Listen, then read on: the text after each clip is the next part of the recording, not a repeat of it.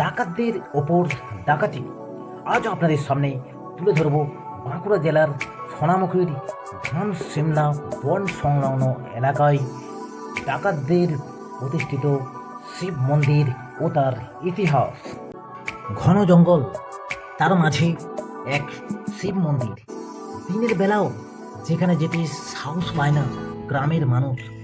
শোনা যায় প্রায় 200 বছর আগে এই অঞ্চলে ত্রাস রক্তমুখী ডাকাত দল এই মন্দিরে আস্তানা করেছিল।